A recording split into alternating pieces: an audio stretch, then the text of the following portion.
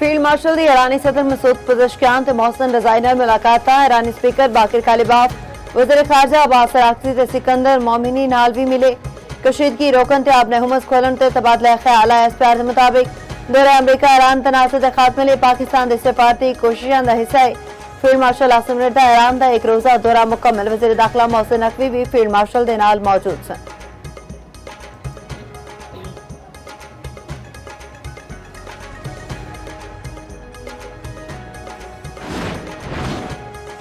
ईरानी सदर दे नाल मुलाकात इंतहाई नतीजा खेज रही। गलबात का महवर ईरान अमरीका कशीदगी ते आइंदा दा लाहे अमलत सी।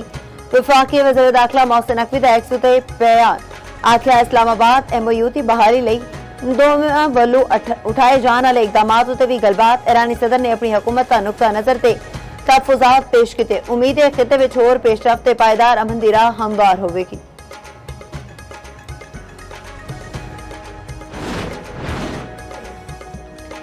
अमरीका ने ईरान के खिलाफ इक्तसादी जंग तेज कर दी थी। वज़ीर खजाना स्कॉट बेसेंट दा ईरान उत्ते होर पाबंदियां दा ऐलान।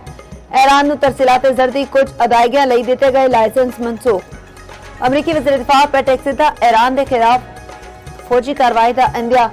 सदर ट्रंप ने आख्या ईरान मुकम्मल तौर पर तबाही वल वध रहा है। दूजे पासे ईरान ने अपने हुमस तो लंघन वाले 45 ऑयल टैंकर्स नूं ब्लैक लिस्ट कर दिता।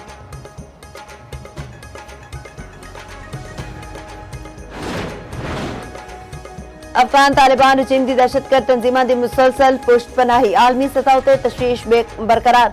अमरीकी जरीदे साउथ एशिया जनरल के मुताबिक अफगानिस्तान में फितन अल खवारिज, दाइश, खरासान ते अलकायदा समेत मुख्तलिफ अस्करियत पसंद गिरोहों की सरगर्मियां जारी ने।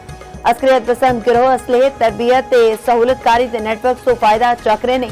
पाकिस्तान कई बार अफगानिस्तान तो होने वाले सरहद पार हमलियां का मामला उठा चुके हैं।